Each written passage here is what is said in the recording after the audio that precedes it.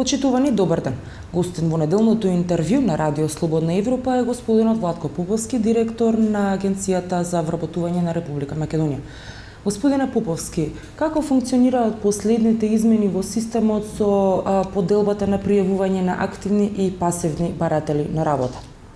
Ние уште кога го спремавме самиот закон, ја предвидевме целата постапка која што ќе следи, значи од почетокот на подигнување на самиот формулар, неговото запишување во системот и до неговото враќање на наредното пријавување на невработениот. Целата акција почна на 24.12.2012 година. Трае се уште, ќе трае некаде до крајот на овој месец, значи до крајот на месец мај. Останате се уште некаде 6261 формулар кои што се подигнати, а не вратени, и ги очекуваме да се вратат редовно до крајот на овој месец, бидејќи секој што ќе задосне повеќе, нормално нема да биде повеќе во списокот на невработени.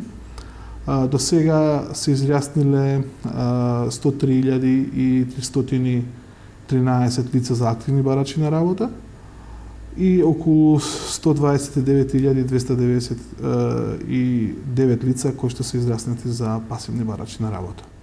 Спомнавте дека 129.000 луѓе се водат како неактивни баратели на работа. Дали тоа може да се толкува дека пасивните невработени луѓе всушност функционираат во така наречената сива зона или работат на диво, па можеби затоа не сакаат да бараат работа?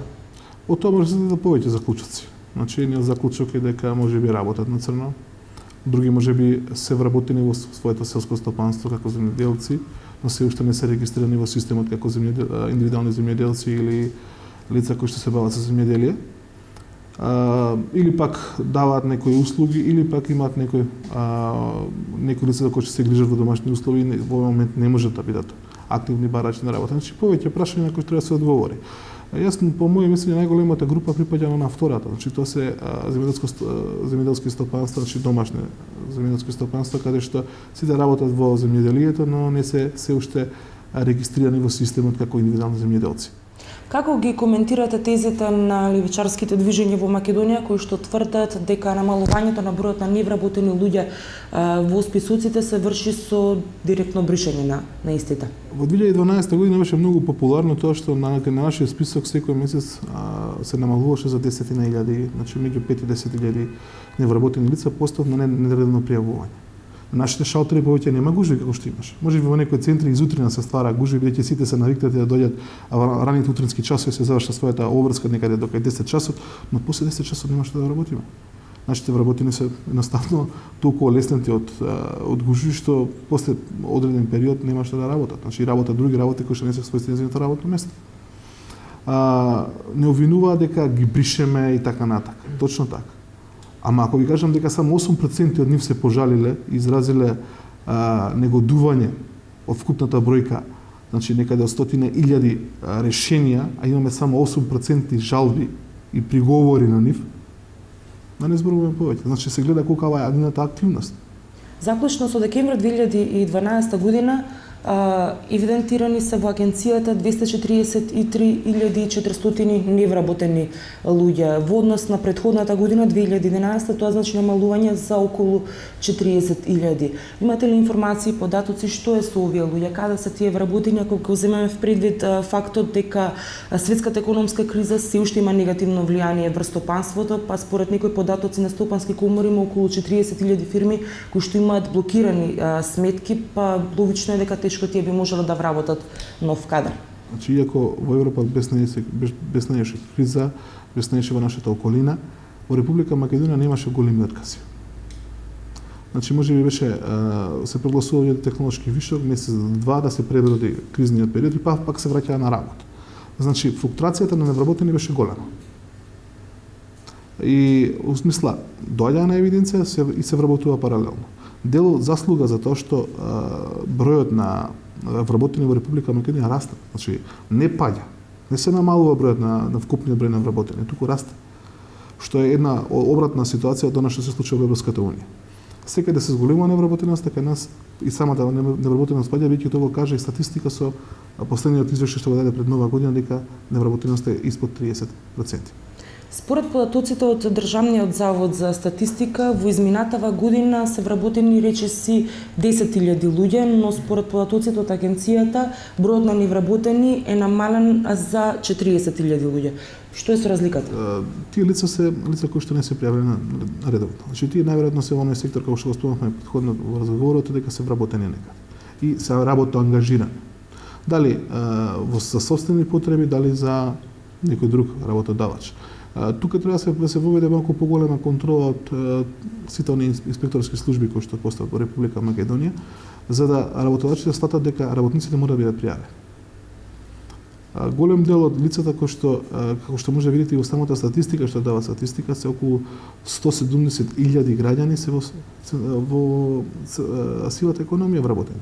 Значи на вкупна бројка на вработени што се, значи редовно вработени со М1, со регистрација на М1 и оние што се според анкетата на вработени, значи околу 170.000 луѓе излегуваат дека се во сивата економија. Во последниве неколку години висок процент на матуранти се запишуваат на факултет. Има ли во Македонија работно место за толку висок образован кадар? Во последните неколку години имаме хиперпродукција од општествени науки. Тоа значи имаме голема продукција на кадри кои што се од општествените науки, а од техничките науки многу мало. Значи за прв пат ланската година факултетите за технички науки се пополнија квотите. Значи за прв пат после 20 на години постојање со независност на Република Македонија имаме пополнување на квотите во техничките факултети. Инаку последните години многу се стави акцент на правните, на филолошките науки, на економските науки, на менаџерите, на јавна администрација и така натака, но апсорбцијата на овие кадри, иако е голема сепак за таква продукција, значи на таков степен на голема популација која што завршува, не може да ги апсорбира самото стопанство. Според последните податоци, 530 магистри, 26 доктори на науки и 22.000 дипломци се невработени. Да, ако ви ја покажам структурата, ќе дојдеме до нешто што го зборувам. Значи, структурата е претежно општествените науки. Дали тоа значи дека стратегијата... И самите магистри кои што сега ги спомнуваме, тоа се мастриците кои што се по болонскиот систем највеќе. Ако видиме структурата на магистри пред болонскиот систем, и по вклучување на болонскиот систем на студирање, ќе видите дека магистрите кои што се по стар систем на, значи вистинска магистратура, каде што е 4 плюс 2 години, 4 плюс 1 година, е далеку поквалитетен, значи со односот на лицата, на карактеристики од однос на сегашни. Тоа значи дека новиот систем не е добар? Да кажеме дека многу брзо стануваат, многу луѓе станаа магистри, иако да кажеме не се соодветни. Може ли проблемот со невработеноста да се реши со вработување во јавниот сектор? Вака, како прво, не се решава проблемот. Може би се ублажи ударот, но не се решава проблемот. Проблемот се решава со инвестиции, проблемот се решава со странски инвеститори, со отварање нови капацитети. Проблемот се решава со мотивација на оние што имаат добра идеја да ги искористат поволности што ги нуди државата да се отворат свој бизнис, бидејќи 90% од мотиваторот на светската економија се малите бизнеси. Не се големите компании, туку се малите бизнеси. Самите компании кои што доаѓаат, како што кажав, отвараат работни места. За кратко време ќе имаме соодветни компании во повеќе градови кои што ќе апсорбираат голем дел од невработените лица. Но ме плаши тоа што кога ќе слушнат самите лица дека компанијата има, да кажеме, оглас за вработување, че тоа наместено е, се знаат луѓето, не се знаат луѓето и така натаму, кидат со врски не. 80% 90% од она што го има информација компаниите вработуваат исклучиво на она што го пишува во CV-то. Благодарам за разговорот. Благодарам на вас. Почитувани, ви благодарам што го следевте неделното интервју на Радио Слободна Европа. Пријатно.